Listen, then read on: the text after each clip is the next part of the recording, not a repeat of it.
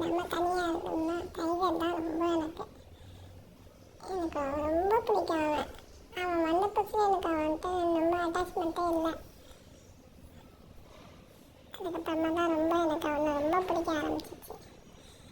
நான்